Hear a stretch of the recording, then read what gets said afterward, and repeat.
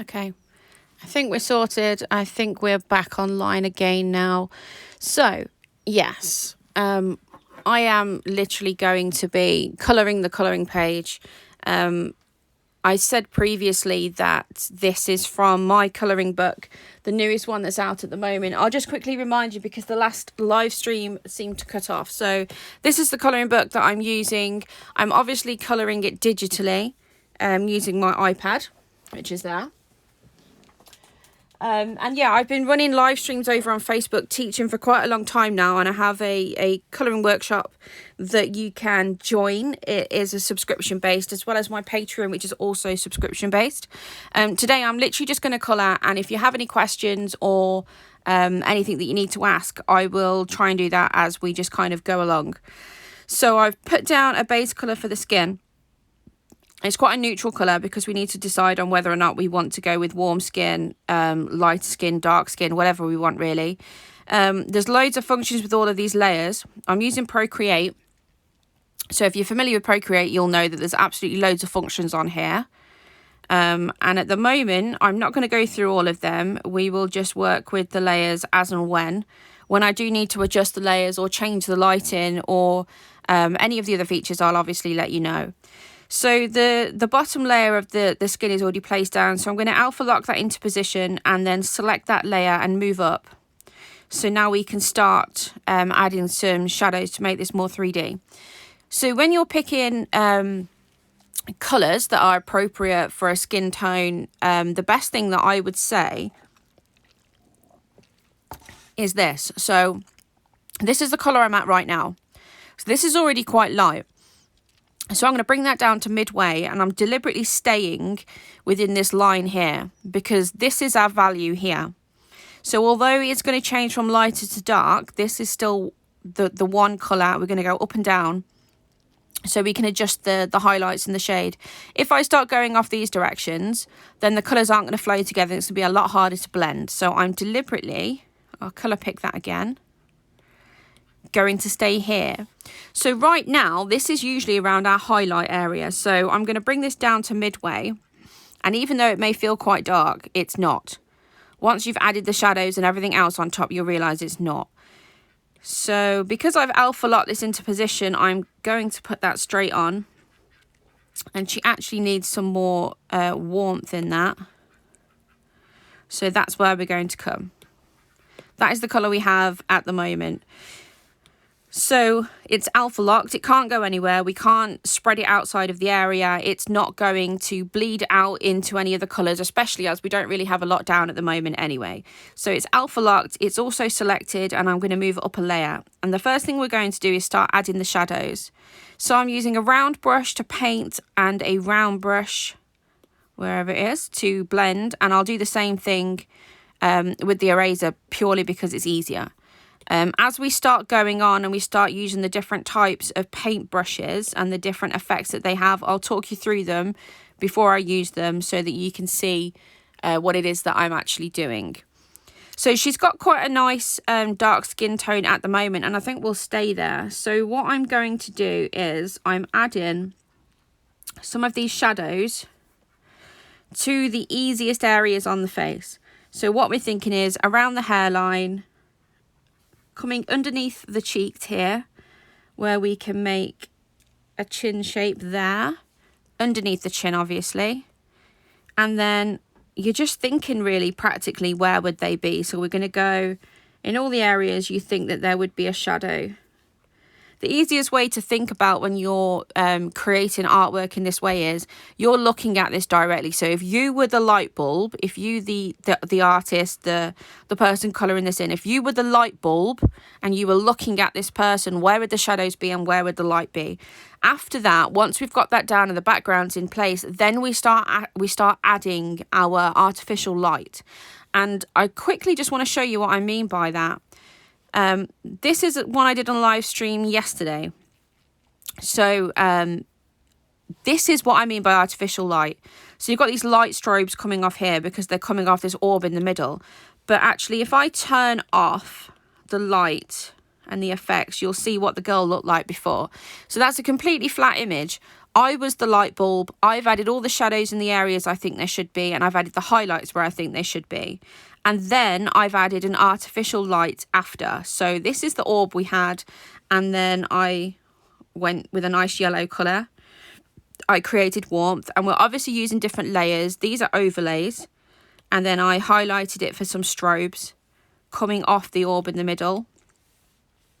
This is a normal layer actually, and then on top of that we have that's a subtract layer, and what that did was create some of the darker areas around the outside, and it makes it a little bit more metallic. And then finally we add the final bits. Now we could go a lot further and add a lot more colour to this if we wanted to, but I actually like the shadows and the highlights that's coming off the orb. It's shining up her face and it's lighting all the areas that it should do. I mean, we could go forever. We could just keep on going and we could keep on changing and adding more things to it. Especially digital, we could just keep going on forever. But that had about 6 hours work, so I decided after that we were done. But they all have to start somewhere. So when it comes down to starting, this is a really flat, this is the black and white line art. Obviously I've drawn this all myself, so this is one of my own pictures, and we're just going to go in and start adding where I forgot to select that layer.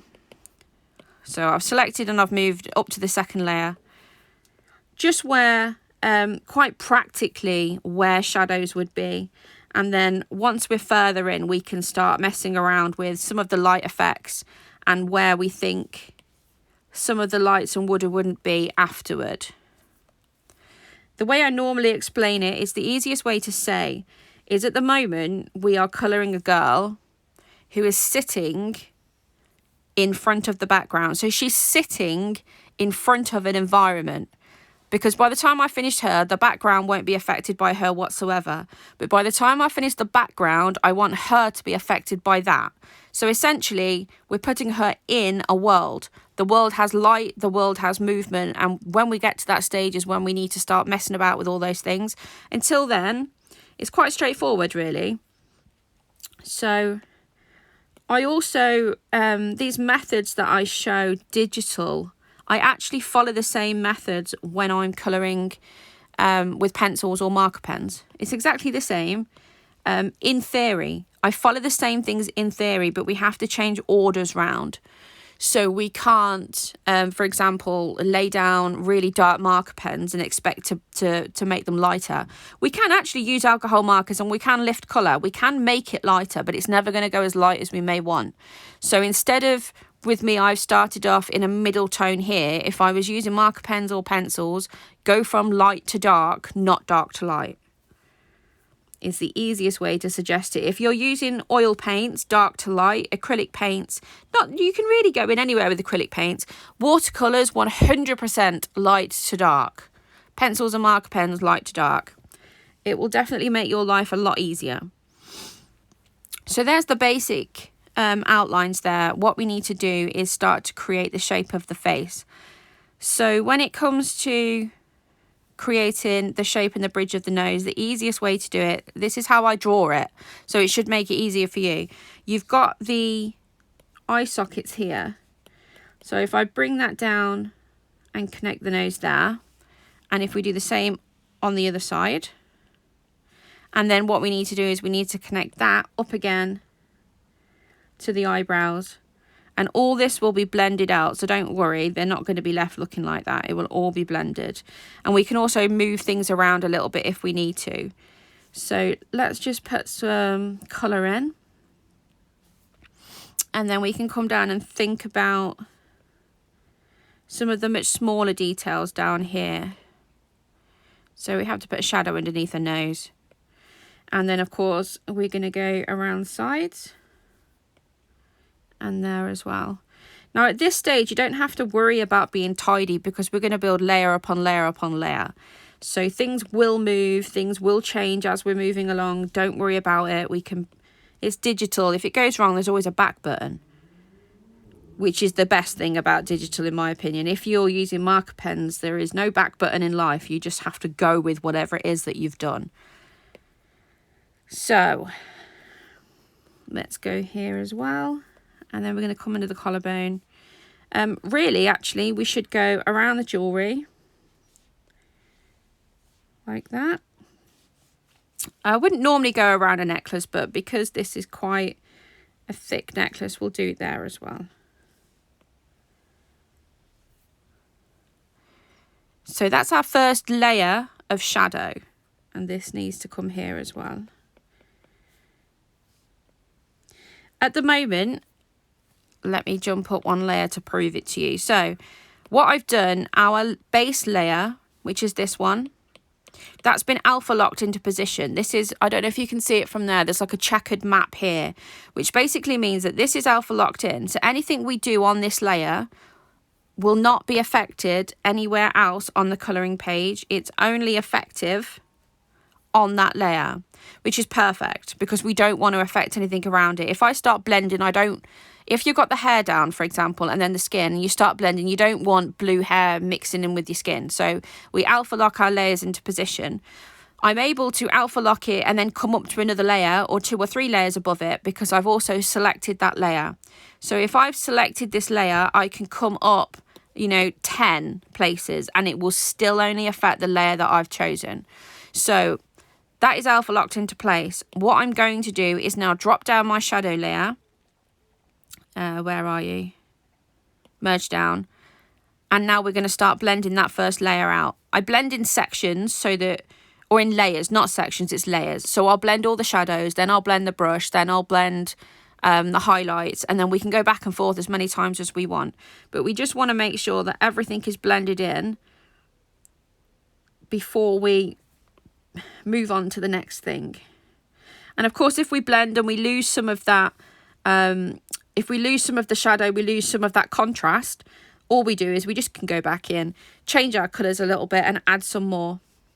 So we don't have to worry about whether or not we've blended too much. If it seems to have been lost, we just go back in and do it again. It's not a problem.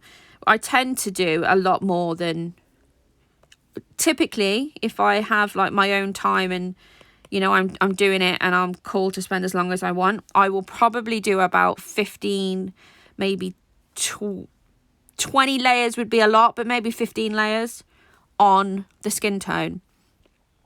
If I'm doing a realistic portrait, which I was going to show you, but I've just realised I'm on my new iPad. My new iPad doesn't have any of them on. They take a lot more layers. Maybe 30, 40 layers. Because by the time you finish the skin tone, then you've got to think about your lighting source and where it's coming from and how that bounces off the walls around it. If you're working realistically, there's a lot more to think about. But really, when it's an illustration such as this, we want it to look effective. We want it to look 3D. We want to get some lovely effects on there. But it doesn't have to be 100% realistic. So again, if you use your iPad to draw, I'm using PROCREATE. This is the best program I've ever found. I draw all of my colouring books on here. I've illustrated children's books with PROCREATE. I do it all in PROCREATE. I've taken on quite a number of different contracts for different things. I've illustrated in some of the colouring apps. I can't remember which one, what was it called? Pigment, that's it. So I've illustrated a number of things for Pigment as well. So if you use any of those touch on your phone colouring apps, my illustrations are also in there. So yeah, I do stamps, I do diamond painting, all sorts of different things. And I will illustrate every single one of those things here in PROCREATE. It's definitely the best app that I have found so far. So as you can see, I'm blending everything out. When you are blending, what you need to think about is your opacity. It's down the bottom here and the size of your brushes. I always have that right the way down so that we don't go blending out too much. So we're just going to keep on going.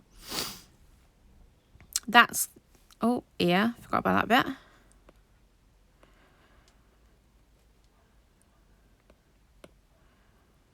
We don't, or even though I've gone over these lines, it's not a problem because we need to think about, I'm just going to add some of this base back in. I'll talk you through the layers, and I'll talk you why it matters which layers are where on the page. It will make sense. It never makes sense at first. It will make sense. I'll make sure it makes sense. It makes a lot of sense how you use your layers, especially if you're drawing any landscapes. So I've just recently started making landscapes on Procreate. Actually, it was last Sunday. So I'm approaching a week of landscapes. They've been so much fun. It's been amazing. I absolutely love them. There's loads on my Instagram. There's quite a lot of videos on my TikTok as well. It's a really good way of thinking about how to use your layers when we're doing landscapes, because we're literally talking about what's in your foreground, what's in your background. So I've put her smack bang in the middle somewhere. This particular canvas, we can take maybe 40 or 50 layers on here. So I use a lot of layers. Right down the bottom is your background, way back in the background. So this layer will be used to colour all these very background areas. And basically right here at the top is going to be our line arts here, because it needs to sit at the top. Above that I'll have highlights, but essentially we'll be going from the background right the way through to the foreground. So you need to think in terms of your photo or your picture being 3D really. That will definitely help working out where on your canvas different things should be, especially in your layers. But again, because it's Procreate, I actually think everything's quite explanatory, to be honest. I've only ever tried to use Photoshop. Well, I don't think I've actually tried to use it. I saw it and I went, oh my God, I can't do that. So I haven't used it. I come to Procreate for absolutely everything. If I'm creating signs or artwork or anything, it's all done here. I'm sure one day I'm going to have to learn how to use Photoshop, but it's just too scary. It's got so many things on there. I just don't have a clue what it's talking about, to be perfectly honest. So I'm blending all of this out. I don't want any hard lines anywhere. We can have some lines because it helps with creating the shape of the body, but we don't want really harsh lines.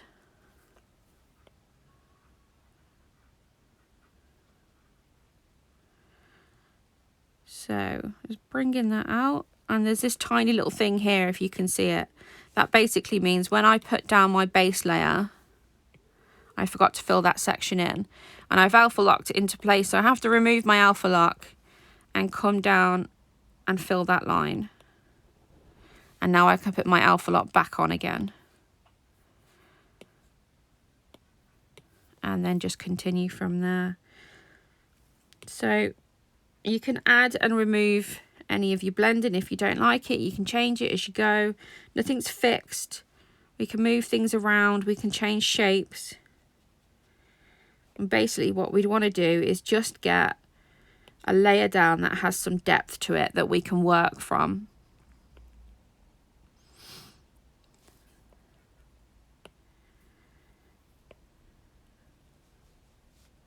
So if you're thinking about where the shadows should be, if you're wearing a necklace, it's going to cause some sort of a shadow, especially if it's 3D on your skin. So that's all we're thinking about. We're not being, over the top realistic. We're just going to put down what looks good. Whether or not it's realistic or not, it doesn't matter. We're going to do whatever looks good. So that there is our first layer of blending our skin tone out. So the next thing that I would do, if I can stop faffing, which I can't usually, we need to add, we need to add some warmth. What I usually do, I do the base layer, the shadow layer, and then I'll do the blush. So if I come over to my colour wheel here, I'm going to bring it round into the warmer colours. We may need to go slightly lighter, but I'm putting it on a separate layer above so that I don't ruin my layer underneath if it goes terribly wrong. I quite like that actually. So we'll go with that one first. I am going to add it.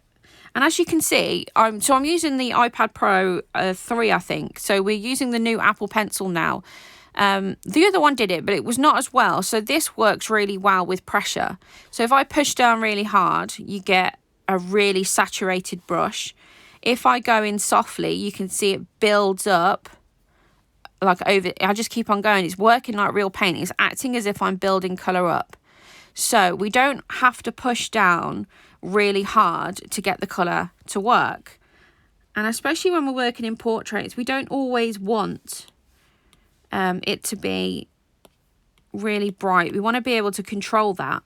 So by using the pressure with the Apple pencil, like you would do a paintbrush, like you would do a colouring pencil, or even a marker pen, we are being careful with the amount of pressure that we put down so we can build up the colour nicely.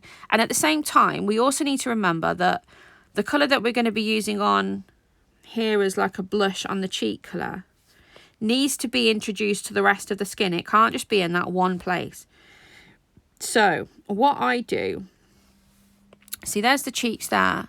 What I'm going to do is put a kind of wash over the areas where the shadow areas are, so we can bring some of this warmth colour throughout the skin. So again, I'm going to be really light, and all I'm doing is using it in those shadowed areas. And you can see it, if I come right in, you can see the gradient from there across to the centre. So I'm literally just being really soft with my pencil. You can hold it on the side the same way that you would a traditional pencil.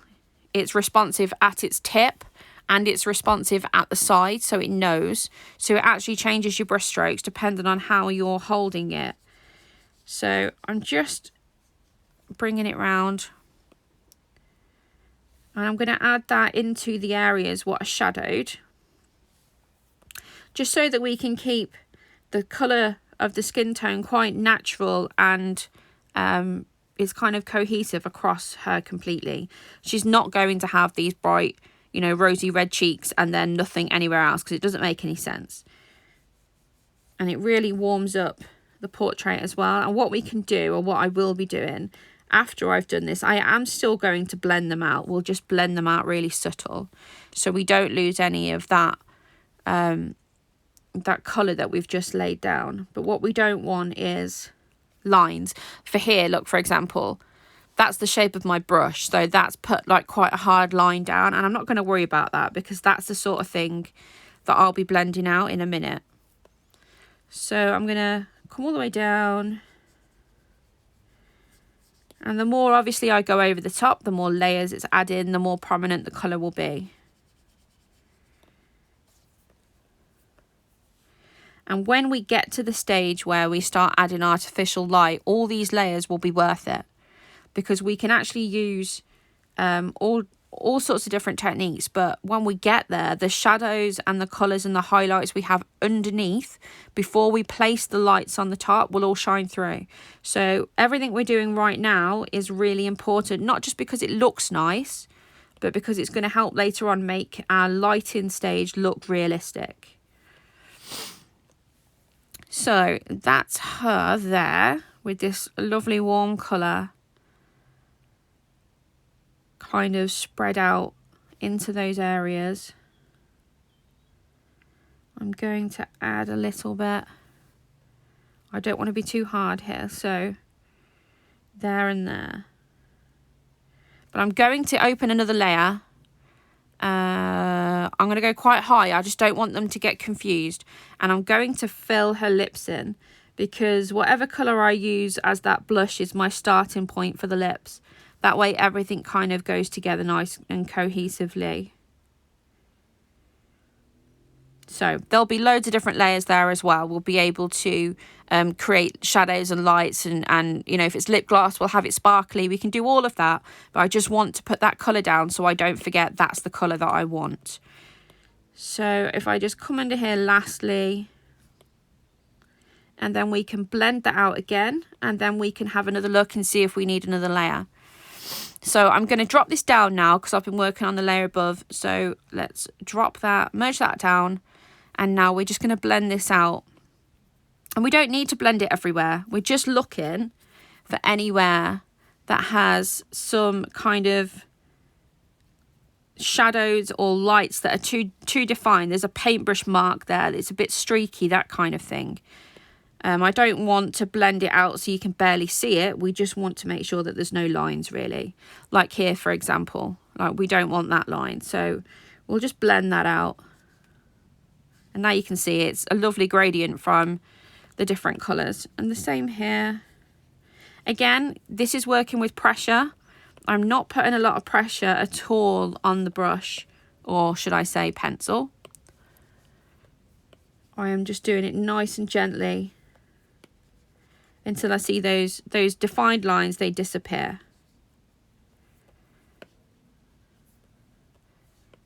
And because I have my colours alpha locked into position, they're not blending outside. Everything's staying within the original baseline that I put. So we don't need to worry about going out of the lines. We can be really loose and not worry about that because we've locked everything into place.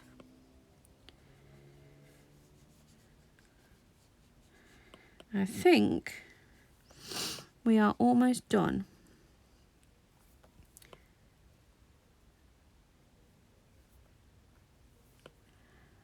Just come up and around there. And there you go. That is the warmth layer that we've now put on her skin. So that's everything knocked down to the same level and we can stay there. What I'm going to do is I'm now going to put the colours into her eyes, just the flat lay. So I'm literally just going to go with a really light colour like that and just mark them out. It actually helps to know what the lightest point on your portrait will be. And at the moment, I'm going to use this as a measurement. So you don't want to go in with a white colour for highlights because nobody has bright white highlights on their skin. Well, unless they've got a nice bright white light in their face, not naturally. So if I look at that, I can see this is white, this isn't. So this at the moment is the highest point of my highlights that will be on the face. And I've just put it a couple of layers up so that we don't forget and we don't go over the layer and we don't, you know, lose anything in there. So, sorry guys, I'm just taking my jumper off, it's boiling in here.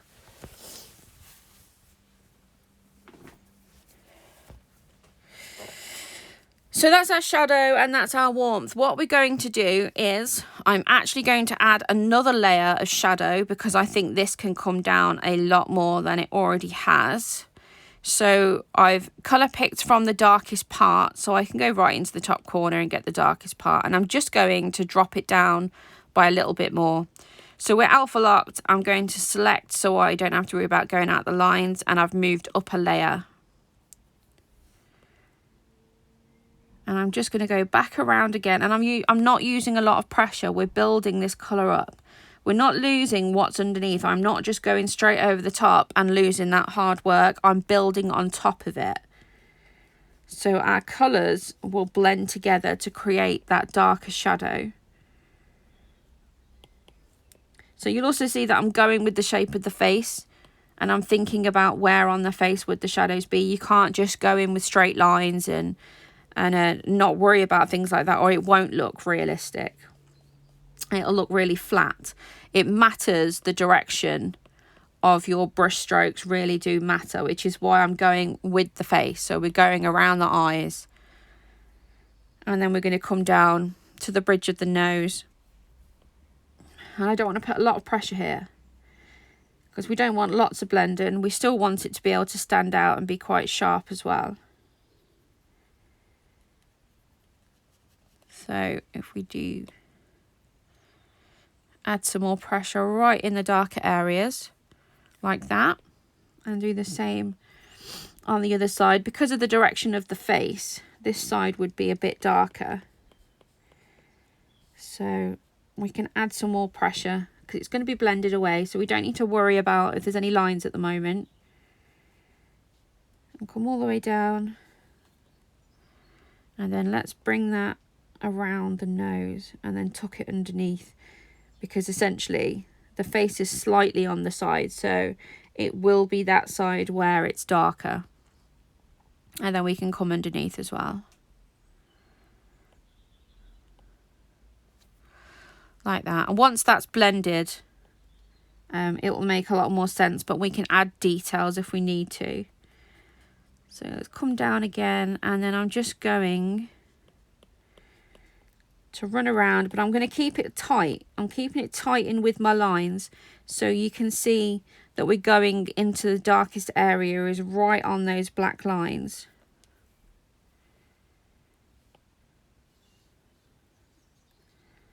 And then just bring it round.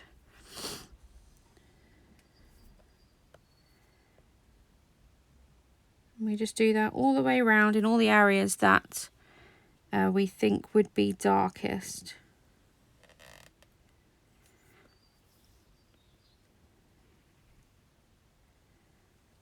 I think that's a little bit too wide. If you just give me 2 minutes.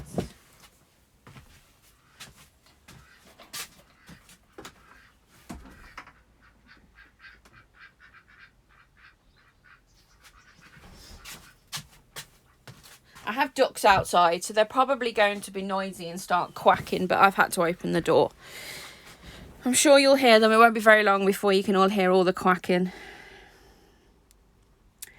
So I am going to keep this quite tight to the lines, as I said. And then just keep coming all the way around. And then what we'll do is we'll blend that layer, and then we should be good to start bringing some highlights in. But you really do need to have a good amount of contrast between your shadows and your highlights. So if you find that you've done something and you've moved on to the next section, if you don't think there's enough shadow, don't worry, just go back and just add some more in. Really, that's all you've got to do. Just go back, add another layer, and then re-blend out. All these layers will all work perfect together. Right, so now I'm going to drop this back down, merge down there, and then we're going to blend again. I'm just going to make that line a little bit darker. There you go. So I'm not blending here anymore. I'm just going to blend this line. I don't want to lighten the whole thing. I just want it to be able to be knocked back a little bit, so we've got a really nice fade blend. We don't have any lines. Having lines in portraits is like one of my biggest pet peeves. It drives me mad. We don't have lines on our skin.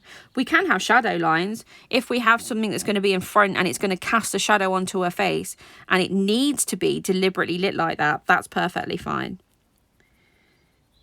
But other than that, everything should blend and should have this really nice fade in and fade out of colours.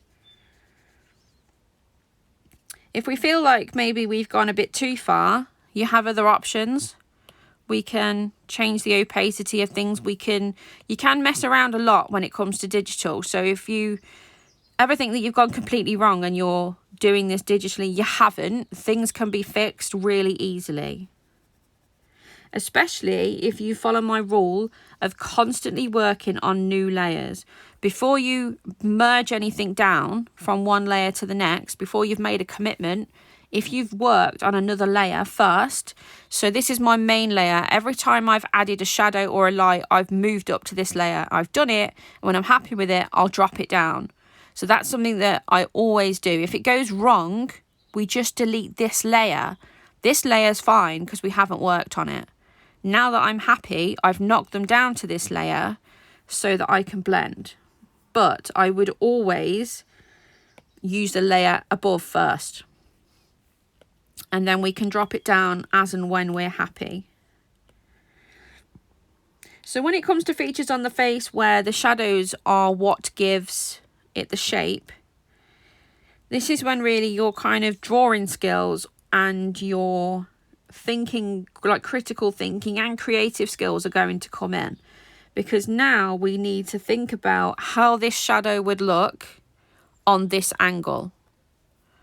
So I'm putting it in really rough because I'm going to blend it out anyway. But if you're looking at the face from the side, there's going to be a darker side to the face, and it's going to be this side because this is the side that's facing me the most.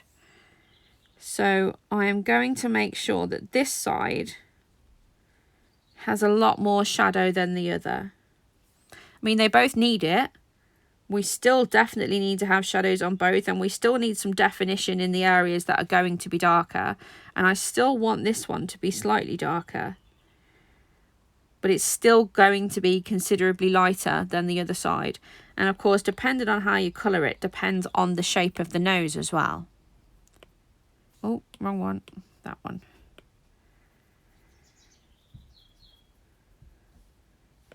So I'm just blending this out really gentle. Just dragging it so we can get a nice blend there. And these areas down here I'm going to fix once I've sorted this side. So I've added the extra highlights in, shadows in, and I'm just going to keep doing that until I'm really happy with it.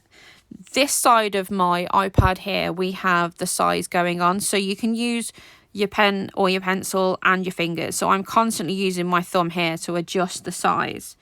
So when I'm coming into smaller areas, I can just, you know, go up or down depending on whatever it is that I'm doing.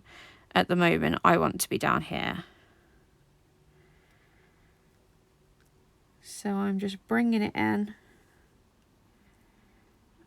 and come round. I'm going to keep my blending brush small because I'm working in a smaller area. All I want the shadow there. I just don't want that line. I just can't deal with that line.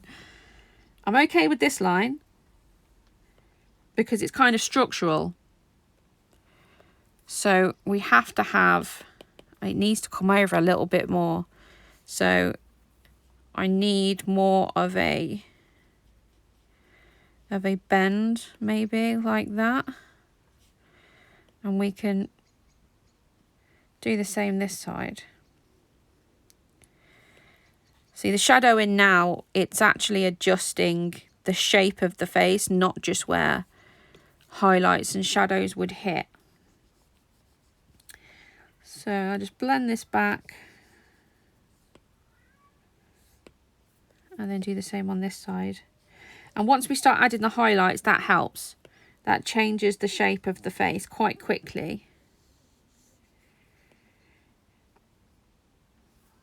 So we can just bring this round and down. And then what I think we need to do is let's get some of this colour and blend it out into the eye socket as well. And we're blending round to go with the eye socket, and the same on this side. And let's just focus on this. We just need to clean up a little bit down here. Let's pick up some of this colour. And so we can just clean these lines up the way that we want them to sit just before we put our highlights on.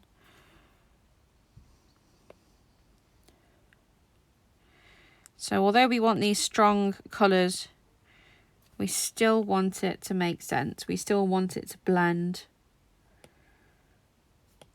And then we can go under here, just like that. We need a little bit more of a shadow. Wrong one. That one. A little bit more of a shadow there and there. Let's see how that looks. And then I want one here as well. I know it was there. I kind of blended it out a bit too much. So let's just make that into a shape. There you go.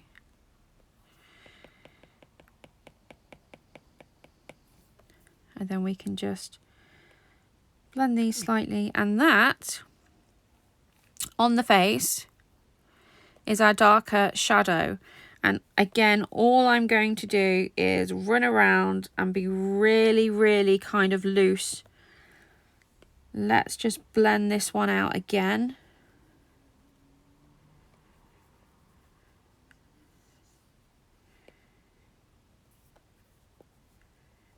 We don't need to have it really tight. We just want that depth.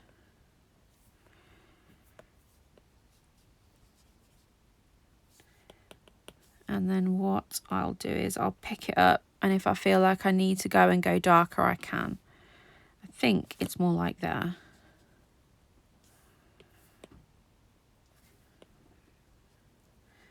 And go all the way around, and then we're just gonna blend it out. Same this side. Go all the way around. And then I want some more shadow there, and I definitely want this shadow here a bit darker.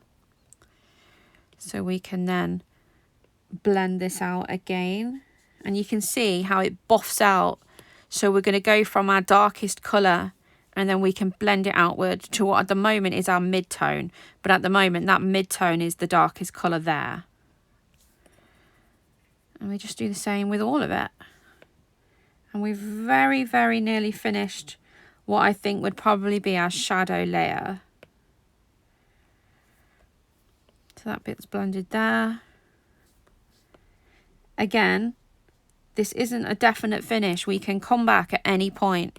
If something doesn't make sense and we decide that we don't like that, or it's not looking right anymore, you just come back and you can fix it. It's not a problem at all. We just keep pulling it around and blending and buffing out any of those lines that we don't want. You'll notice actually the way that I'm blending, so it depends on whether or not I'm following the shape of the skin, my brush will, or if I'm trying to buff out. If I'm buffing out, I tend to use smaller circles just to get rid of the lines. But it depends on how I want it to look on the page. If I want, at the moment I'm following a straight line. So at the moment, that's what I want to do. But when I come around and have a look in a minute, I'm going to blend it out because your arm is not flat. I just want to buff that out a little bit there. And now we've got down, we can see shapes now. So let's bring that one up. And now I'm going to start buffing this outward, so that we can start to create the idea that this is not a flat object. And because we have this bracelet here, I'm going to bring it all the way around and buff it out right up to the bracelet. And then if we need to, we can go in, make it a bit darker and do it again. And then we have these shapes here because we've got to take into account the bracelet is the light. It will affect the other side as well. And we have the ring to consider, the shape of the hand to consider. So at the moment, we're keeping it quite simple, but I still just want to put these really obvious things in place. And I think this here might be our last section. So I'm just buffing it out into circles, and then we're going to drag it up and down. And then we can pull it back and have a look. So at the moment, her skin tone is looking really dark, but that's purely because we've not added any highlights anywhere. So you can see that the colour of her eyes are beginning to look more cream than they are white. That at the moment is our highest point. That is our lightest highlight. And what I'm going to do now is I'm going to make that lighter. So if I colour pick that, we can see where that is. So white is like here. So we're quite a way off really, even though it doesn't feel like it, we are. So I'm just going to drag it down a little bit more. If I select that layer, I can just paint straight over the top. So it's a slight yellowy colour in comparison to actual white. But we need that so we can see where our, like the lightest point for our highlights will be. So I'm going to colour pick right in the centre of her skin. That was our base tone. And then I'm going to drag directly upward. We can come back in lighter if we want to, but I don't want to go in crazy light. So this is our eyes. This is at the moment where all of our skin tone's going on. So let's add a few layers so we don't end up covering something we shouldn't. This layer is now alpha locked. I'm going to select it and then move up a layer and start adding in the highlights. Now we have to test the colour first. So is this the colour? It's a nice colour, it is, but we could go brighter. maybe we should stick to this one first, and then we can come back in and add something lighter after we've done the first layer. So if you think about your makeup, when you're putting makeup on, we're thinking about contouring. So essentially, when it comes to colouring these faces of these girls, what you're thinking about is how you would contour, really. So it's all the places where we would like to put highlight whilst we're doing our makeup. And it does change. Well, we know contouring changes the shape of your face. And that's essentially what we're doing. We're taking a completely flat black and white image and we're going to create something with depth, something that's slightly 3D. So it matters where we put our highlights. And again, I'm not going in really hard. I am using layers, and we'll build this up so she doesn't have any crazy white stripes around her face. So we are doing this part of her forehead here, where her eyebrows are, definitely down her nose. And then we definitely have to decide on here where these highlights are going to be. I'm going to go there at the moment, just because I couldn't decide. So I'm going to go there at the moment. We can make that a little bit. And we can go in here and here, just so she has a bit of a highlight there. And then we can bring it in here as well, on both sides. And you can see I'm not adding a load of pressure. We're just going to build this up quite softly. We have a chin. I do like to add on the Cupid's bow either side. And now we're thinking in terms of like her whole skin. So it's always going to be down the centre. Usually it's down the centre. So that's the easiest way to think about it. I'm going to lighten up, that's too big. Lighten up these areas here. And then I am going to go down the centre. And we will still pick that up and we will still go lighter again. Just not just yet. I will be doing it, just not just yet. We're going to put a little bit there. Go around, and the same on that side, and definitely the same in this space here. We can also think about that as well.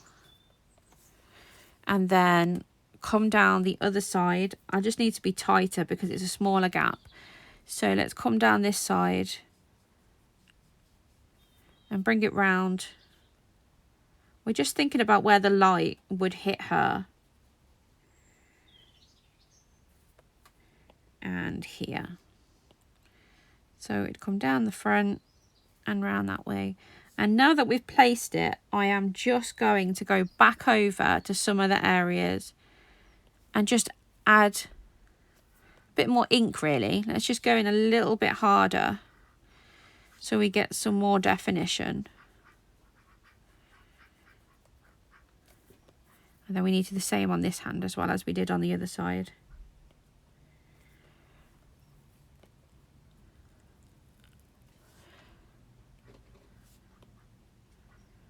And just bring it up and over.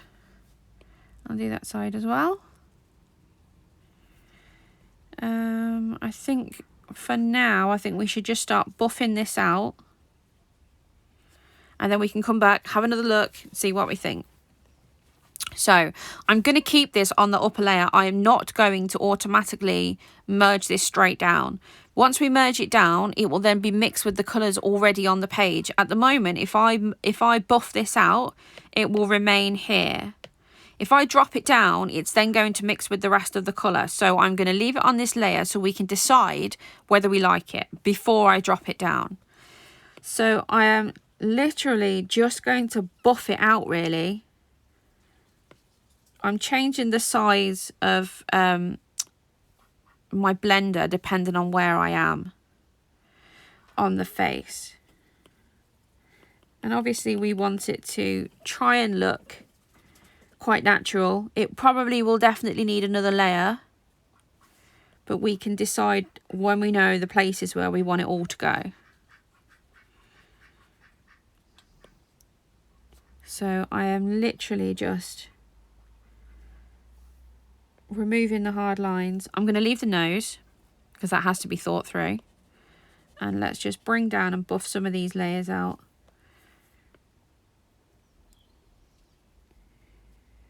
So if I now make that quite big, I'm just going to go up and down. I want that to blend out, but I want the stripe. I want that light down the center. I want it to look like that light really is bouncing off her skin. So let's just see if we can create that without it being too overpowering. There you go. So we can blend some of that out again. We don't want it to be too much, but it really is an effective way to show that there is light shining directly on her.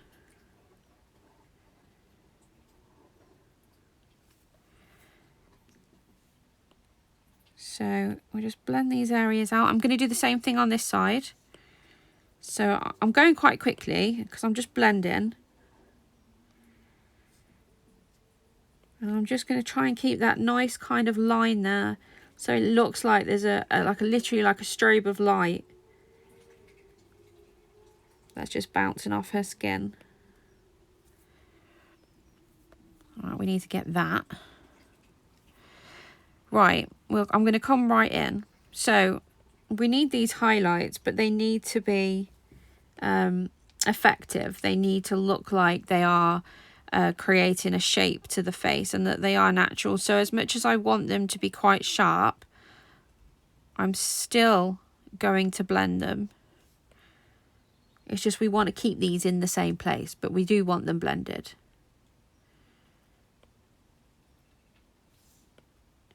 And if we find that we go over, we can just go around and just tuck it back in and see what we think then. We can even change the shape. So I'm dragging that up and around a little bit more. Maybe do the same on that side. And let's just move this up a little bit. I'm just going to take that in.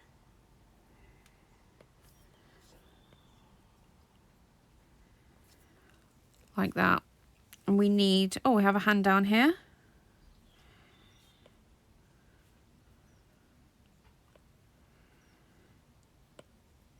So we can keep that. Let's try and keep that quite sharp. And the brushes that I'm using at the moment are all in Procreate already. You don't have to buy any of these brushes. I've adjusted them. I always adjust the brushes, but it's very rare if I buy any brushes. So the brushes that I'm using have been adjusted. If you want to know a little bit more about that, you can send me a message and I can help you do that. But other than that, they are with Procreate. So I've just added a little bit more here. And I just want to blend that round. There you go. So that's a first layer of highlights. And I'm going to drop that down now because I'm okay with that. So I'm going to drop it down to that layer. And this is where we are at the moment. So what we need is one more highlight layer, and then we're going to talk about how to make the skin look like it's glowing. At the moment, it's really matte.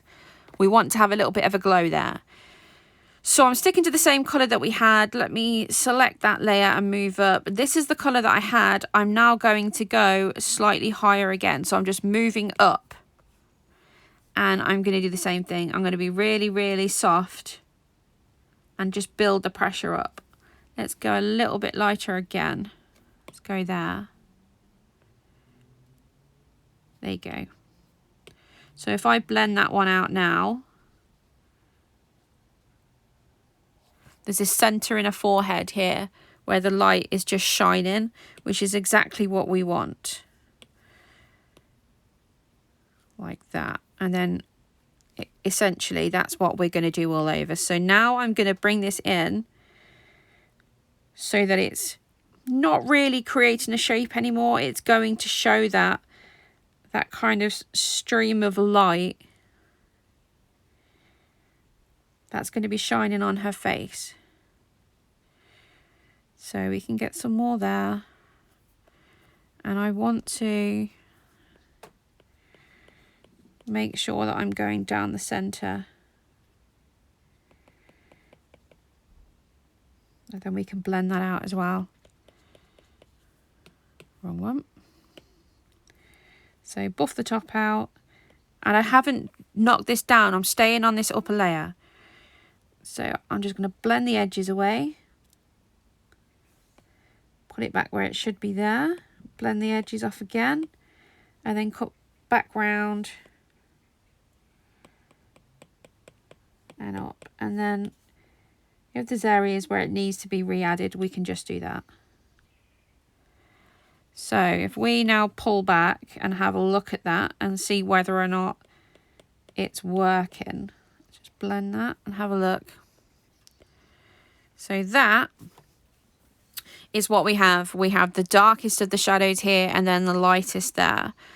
So that works perfectly fine for now. So let's just go around and just add these kind of final highlights. I do at the very end of a portrait tend to add more, but that's right at the end, and it's usually what you would consider to be like sparkly bits. So if we have some lights or some orbs or something, it will be the areas that's hit. If I'm doing it with pens or pencils, I really tend to go a bit crazy when it comes to glitter gel pens or Posca pens or whatever they are, because I love highlights. I love the twinkly bits at the end. So I always try to add them in. And you can add them in even when you're working digitally as well. Let's blend that a little bit more. Right, so now I'm literally going to go right the way down. Let's bring it up to there. And now we can just blend that straight out. So it's come around there, and then let's follow it round. And you can change the shape as well as you go in. You can move the paint in the direction that you want it. So that's still a shadow no matter what, so it wouldn't go all the way down. And let's just drag it over a little bit further.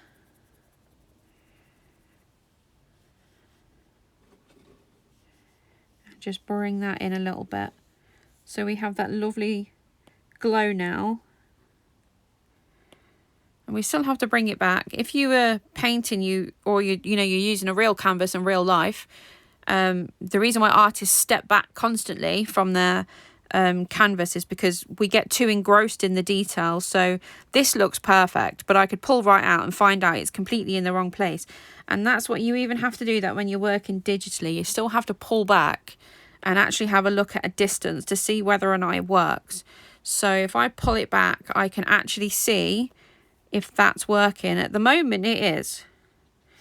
So we will keep on going and just blend all of this out. Let's add a little bit more down this side. I think that line's too thick actually.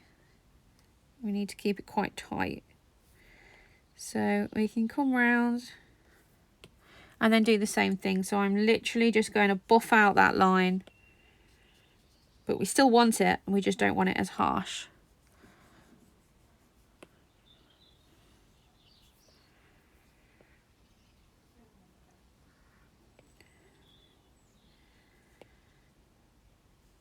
So that there. I need to make sure it still looks real, which it does. I want to add a little bit here so we can get this lighter space across the chest, because that's where the light would hit more. Let's turn this up.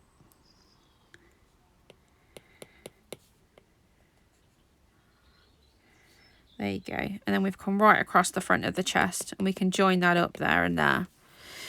So that is where we are. That's with 2 shadow layers, 2 highlight layers, a base layer and a warm blush layer. So this looks lovely when you zoom in. When we pull back, it's still a little bit too dark. Not that the skin tone's dark, the painting is dark.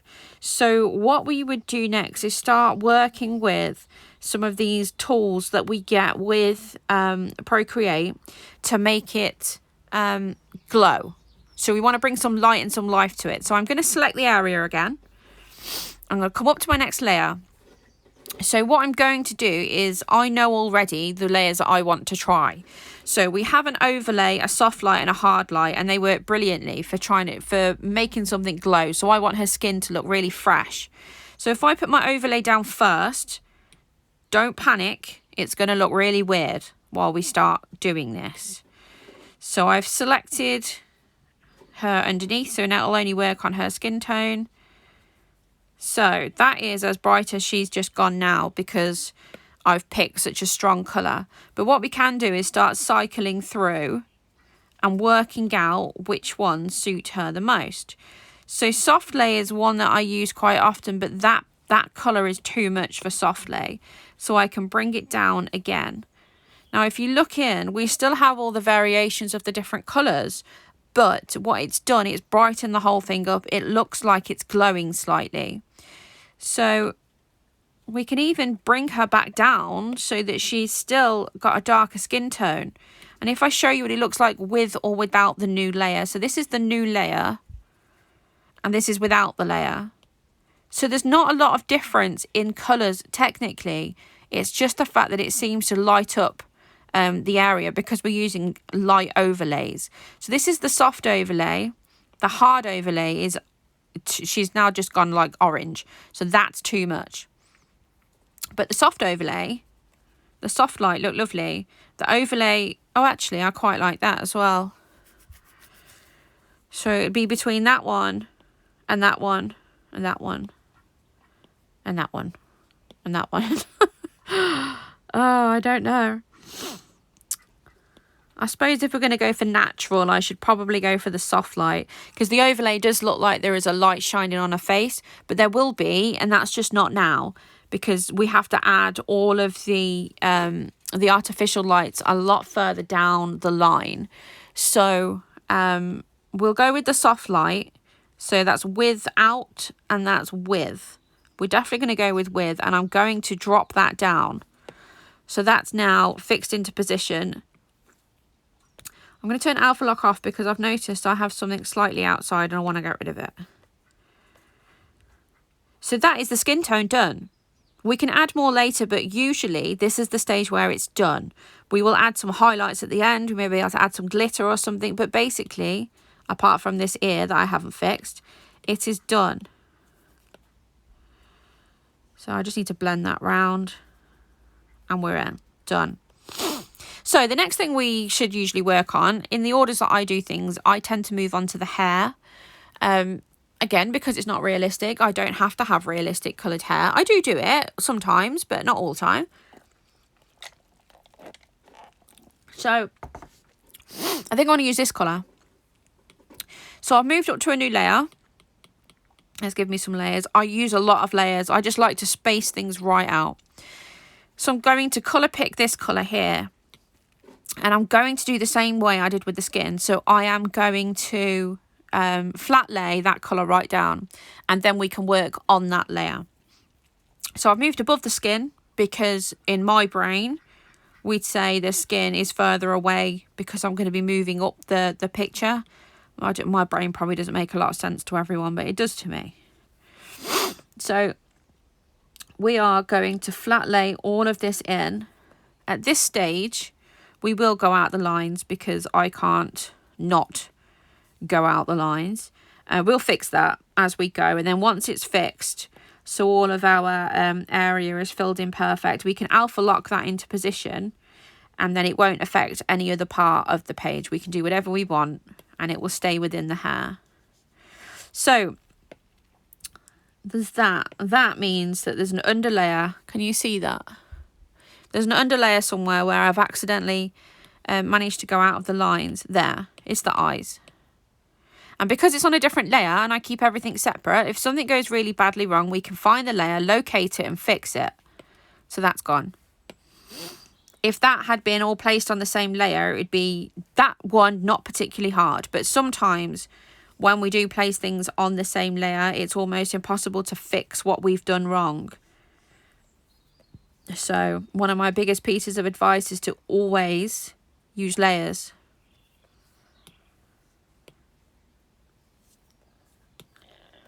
So I'm just going to go all the way around. And of course we have this here. going to go over the top of the skin, which brings it more into the foreground in my brain.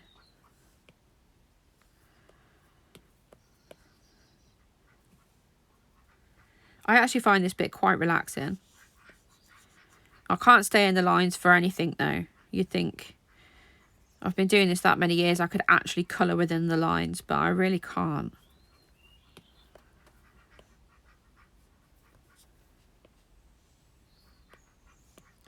So again, if I was using marker pens for this, I've started here, I've picked up what was the darker two of the shades, but actually it's probably going to be more like the mid stage. If I was doing this with real marker pens on a colouring page, I probably would have gone in with my lighter shade first. So if I have the whole thing as my lighter shade, I can add the darkest and the mid, and then I can add in any of details with Posca pen if I wanted to. I mean, alcohol markers can be lifted. You can use, some of the good brands will lift. You can go in with a lighter colour over the top. I mean, I think they're amazing. I absolutely love alcohol markers. They will lift. But at the same time, sometimes I do think that it just makes more sense if we use them in correct orders, then that way we're saving ourselves any problems before we even get there. Especially if it's something that you were really wanting to do and it's like the last bit that you want to finish off on the whole page, or, you know, if it doesn't work with a digital painting such as this, you just push the back button. But we can't do that if we're using marker pens. So I'm just going to keep filling the area. If you're wondering why I'm not doing that, it's because of that. So on some of these colouring apps that you can get on your phones and probably tablets as well, I've illustrated for them myself. So I have no problems with them whatsoever, but they are the ones where you can drag and drop colour. You can't do this on Procreate because it isn't a colouring app, it's a drawing and painting app. So it was built for artists. So being able to fill certain areas just doesn't work with colouring pages. I can do it in Procreate when I'm drawing because that's where my lines are. But when we're colouring, our line art is on a completely different level, on a completely different layer. So the drag and drop colour doesn't work for colouring on Procreate. So this one really does require you having the pen and colouring it in yourself, basically.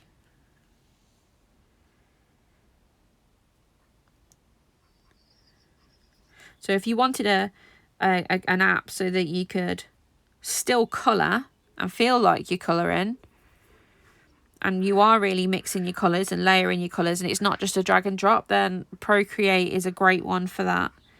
I believe it's only available on iPad. And when I bought it, it was only a £5, so it's not expensive at all. And it's fast becoming one of the best apps that illustrators are using online.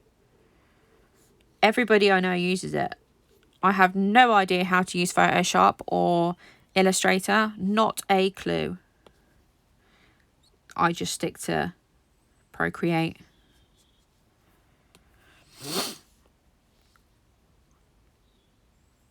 So we're nearly there.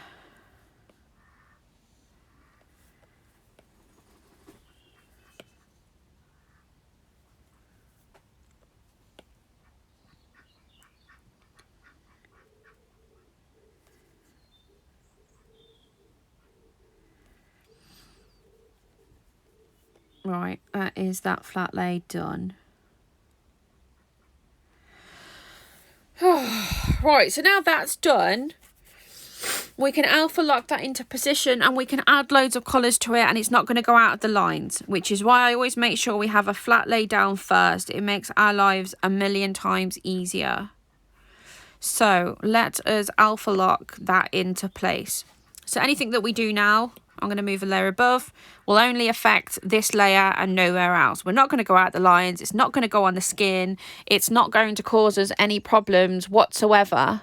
So we don't need to worry about whether or not we can blend here or blend there. It's going to be fine. So this was our darker colour, but actually I think we need to go darker anyway. So I'm going to find my colour and drag it down, and we're going to add in the shadows now to this area. So it's alpha locked. We're going to select it and move up a layer and start adding our shadows. Now this isn't skin, so now we need to consider what hair looks like when hair is being coloured in. We don't want it to be smooth. We want it to show some details of how the hair will look, so we can actually blend that in. We can use the blending tool to create the idea of the hair being there. So what I mean by that is, let me just add this one in. So we're going to stick a shadow right at the top, and then let's bring some down the side. I'm just going to show you what I mean. So this is the blending tool I've been using all along, and I'm just going to make that smaller so you can see.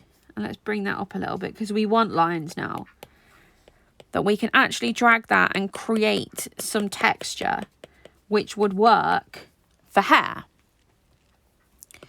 And this is what we do when we're blending out our hair, because we don't want this one to be smooth. It's not skin. We want it to have this texture. So I'm going to carry on adding this colour in, although it was way too much down here. So let's pull this back and bring it in and bring it down the sides.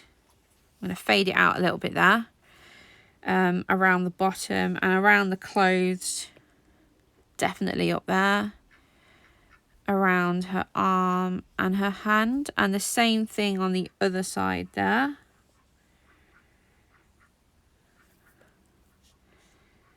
Like that. And you can see that I'm not being crazy specific over this. I just put it where it makes sense to me. To me, it makes sense in these areas. If it doesn't make sense to you in these areas, you know, you can move it. You can put it wherever you feel it should be. Once I've, you know, sold you the book and you've got it and you're colouring it, then you're the one in charge, not me. So I'm just going to drag all of this down. I absolutely love drawing hair. I love drawing it. I love colouring it. I don't know why. It's all those lines, I think. I have a thing for lines. I hate them on faces, but I love them in hair. So let's just bring that out a little bit. Right, so what I'm going to do, instead of spending time blending all the dark in and all the light in, because we want these lines and it's not a massive deal and we can fix things and move things, because it's hair moves, I'm going to instantly add in the lighter colour. And I'm going to go for this one for now, but I will go lighter. So let's put this straight down where we think the light is going to be shining the most. And I'm saying in these areas here, and I want it down here and through the centre and definitely down that centre there. Like that. So now we can get on and we can blend all of this using the method that I just used there. So I've got my blend tool on. I'm staying on the round brush. The opacity is up a lot more than I would have done for the skin. And now we are just going to blend this to create, we want these lines this time, we want them. So we want to be able to see that line there. And then we're going to blend back with our light colour. What I'm going to do is, because I haven't dropped these down a layer, but I'm going to. So let's bring that down.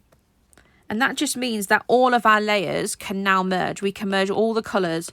So we can get some really nice colours. We've got the base colour, we've got the dark colour, and we've got the light colour all interacting with each other. And this is the bit where it's tappy. So it's really, really tappy.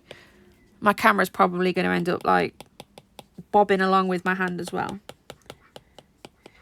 Because I want these colours to mix. I want them to look mixed. I want them to look like it has some of these nice strands in them as well.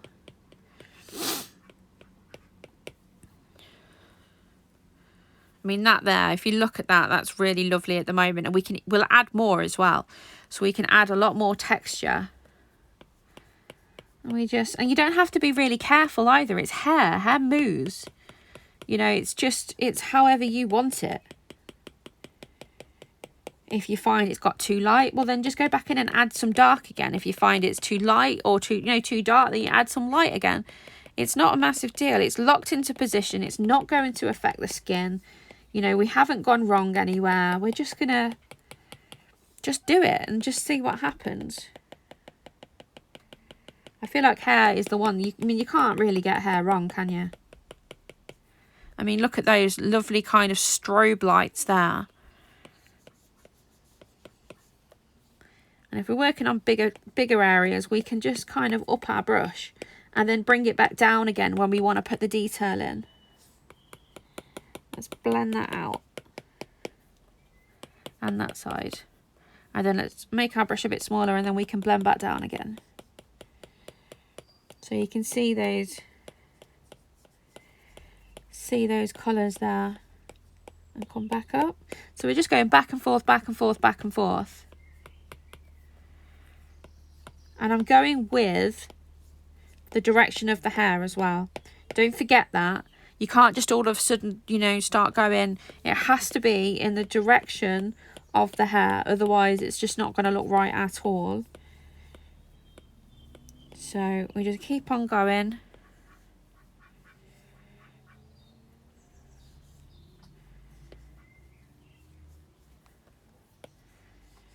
And then if we want to add a little bit more, we can. I feel like there should be more of a brighter stripe there. I want to just do that. And then I can blend that back out. I just wanted a little bit of a light stripe. And we can blend that back and forth.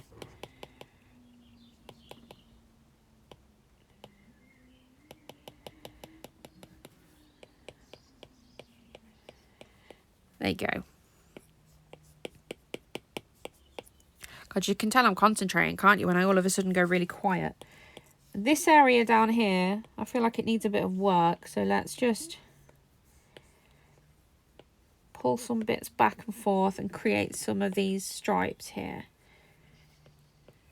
There you go. Did you hear that scratch? What was that?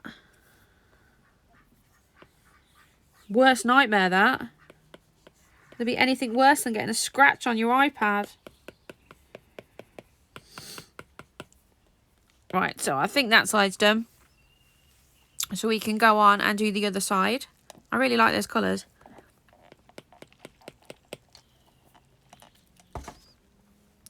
So this is our shadow, our mid and our light. So I'm just going to drag that one down, drag this one up. And then we can drag it back and forth until it becomes where these colours are kind of working together.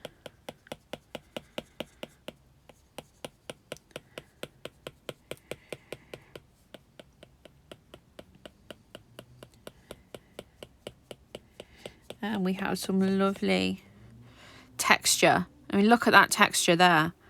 It's like, it looks like hair already, and it's not. It's literally just... And by the way, if you do colour traditionally, this is how I do hair with pencils as well. It's exactly the same. I put my base colour down, and then I start working, or I don't put the base colour down. Sometimes I just work with the 3 pencils. So I literally pencil stroke in all the hairs in the dark area, then the mid, and then the light again. And I just keep on going till we create this effect. So yeah, I definitely do the same type of techniques. Even though one's digital and one isn't, I still use the same techniques.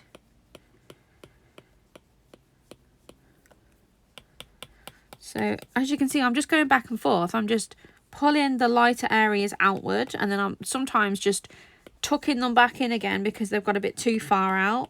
We can bring some of that shadow back in, and then I'm pulling it back out again until we get that really nice texture there, what we're looking for.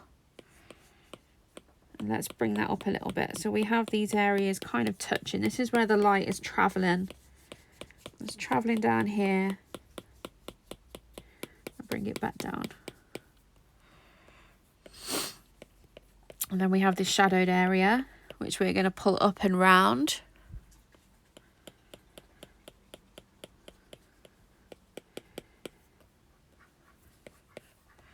And then, of course, we have to follow the hair. So, yes, it went up, but now we're coming back down again. So, we're going to go and follow it this way. I'm going to pull the shadow down. And then I'm going to pull our highlight back up again. And just get these colours mixed.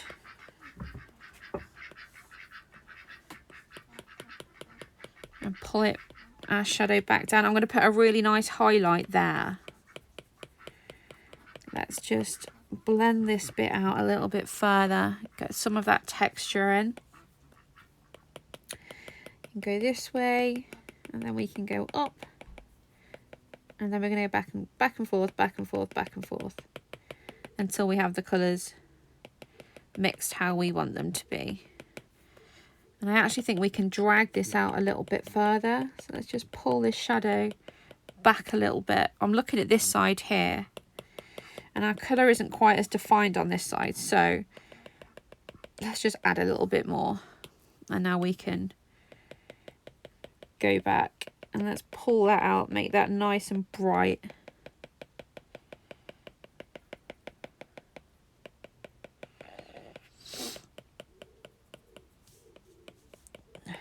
And just pull it down and pull it back up. And there you go. We've got this lovely kind of strobe light now. I will add that there, and then we can bring this shadow down and bring it up and down.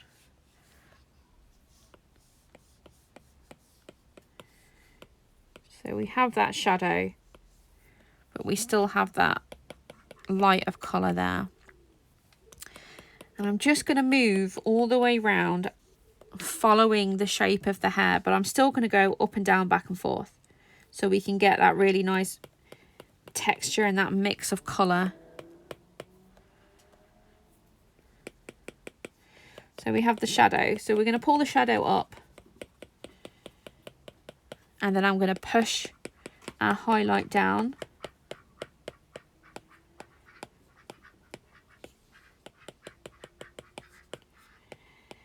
And then I actually think we need to add a little bit more shadow. Let's pull these bits up.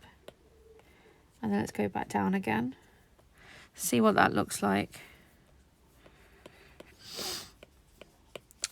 I'll tell you what, let's do that instead of adding any more shadow. It's just the contrast. You need contrast, otherwise things become flat, and you don't want that. So there you go. There's, I think, let's have a look. Let's pull back and have a look. I still think it's a little bit wishy-washy here, and I'm not very happy with that, but I think it's the same that side. I think we will add a darker shadow just to get rid of that. So I am lifting out, or I'm pulling out all of the shadow, and then I'm going to move my highlight so that it's going to just cause that lovely texture. We followed the shape of the hair as well, so it makes sense. If we wanted some movement in the hair and we didn't want it, or to be fair, I would have drawn it differently, but when I've drawn some of my girls and their hair sweeps and moves round, you need to do that with your pencil. So you can't just follow the up and down. You have to, you know, paint, pencil, marker, whatever it is, you have to move in the direction of the hair. Otherwise it will just become this flat image and it won't have any of the movement to it. And actually, you know, I'm happy with that. I think I'm going to leave that there at the moment. I'm sorry guys, I've got a really bad cold. We're all hoping it's not COVID. We have taken tests, so we're in all weekend waiting for our test results to come back in. So now I'm just going to fill in her eyebrows. I always go with the darkest colour to start with.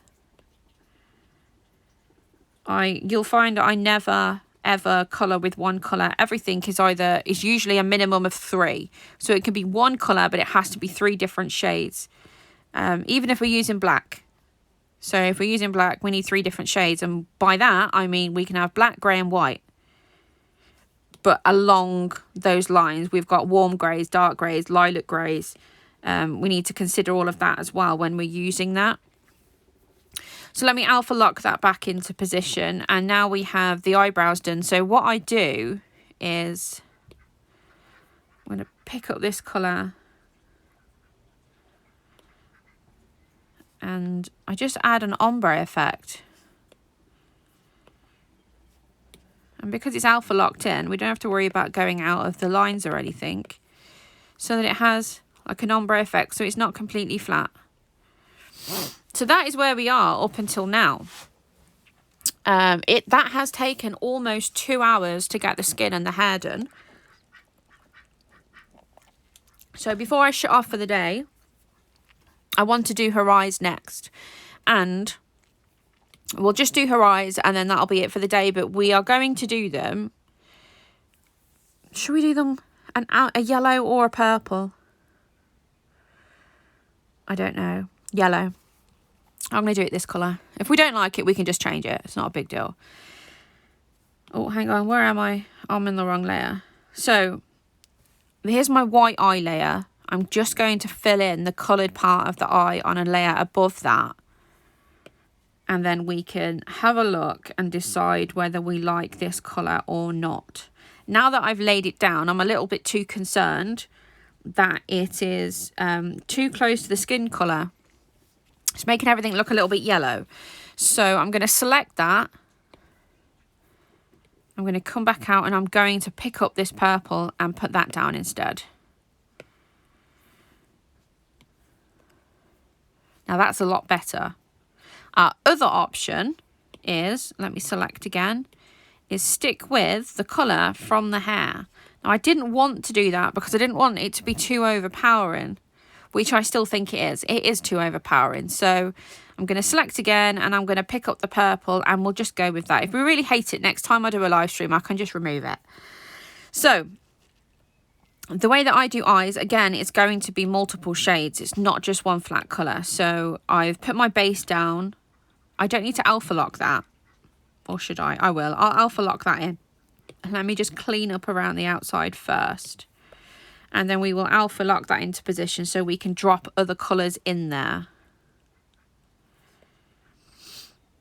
All right, there you go. That's fine. So let's alpha lock that. Move up a level or a layer and pick up this colour. So I want to go a lot darker under those eyelashes. So I'm going to come up. Why didn't I select? Select. Up a layer. Right. So under these eyelashes here, I'm going to create this shadow on both sides. It's going to be slightly different, remember, because the face is at different angles. So don't worry if it's not, you know, the same on both eyes. It's not going to be. So I've decided I've just readjusted that colour. It wasn't saturated enough. So that's the colour we're going to get underneath her eyes there. And now I'm just going to move up the colour wheel and drop in these new colours. Wrong one. Go there. There and there.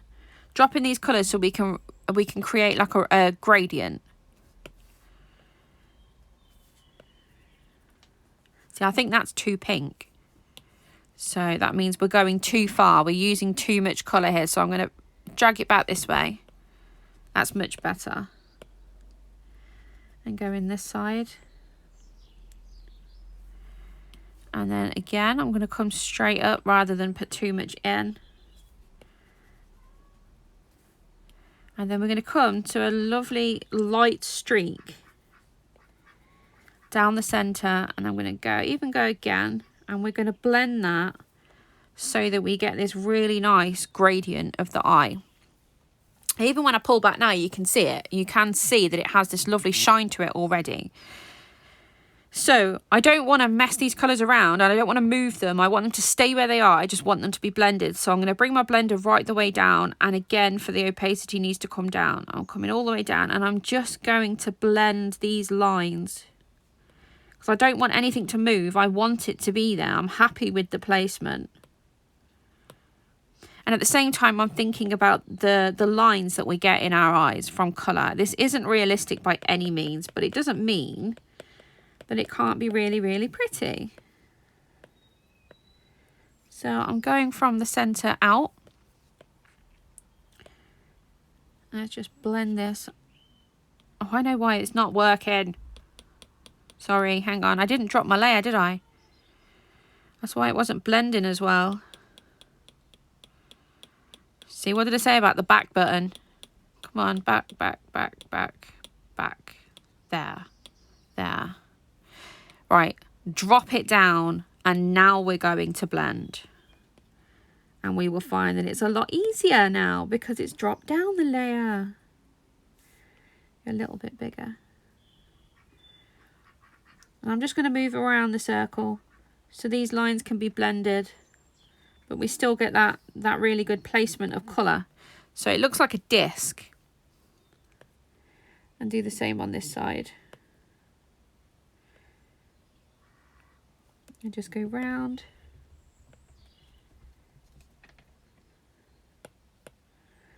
All the way round until we create.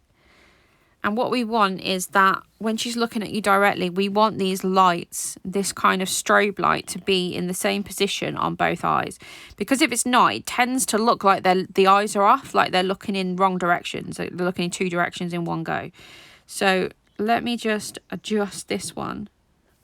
I think I need to go a little bit lighter in this eye. Let's just adjust this one slightly. Because this is the one clearest to us, or nearest to us, I should say, because of the way that she's standing. So there you go. These circles on top are my way of creating like the light flash on eyes. And I know it's a completely over like dramatic way of doing that. It's just I have a thing for it. I don't know. I just like it. So that's how they would look. Like that. So that is, I'm going to end the first stream here. We have absolutely loads to do before we move on. I need to create some lights in the hair, and I actually think we need to create more lights in the skin since putting the eyes down. And then, of course, we have all the background. We have the clothes, we have materials, we're not dealing with any folds here, so this one's quite easy. But what I do think we should do is maybe create like a leather look, so it's like the wet PVC. Or if not, silk. Silk would look really well. So yeah, this was my first live on Instagram. I don't know how many people have even seen it because I can't see my own phone. So yeah, if you popped over and you came in and had a look, and thanks a lot. If you like what I do, please go over and follow me. I do lives on Facebook all the time. I do tutorials over there. I've got TikTok. Where I do tutorials and speed painting as well. Everywhere I am is usually a combination of Kelly Horton Artist or Kelly Artist Horton. I have a whole load of adult colouring books for sale on Amazon worldwide and my Etsy store. Yeah, so click on follow me for the next time that I go live. I'll be going live again in a few days, so if you want to get a notification, click follow, and I will see you all again very soon. See you later, guys.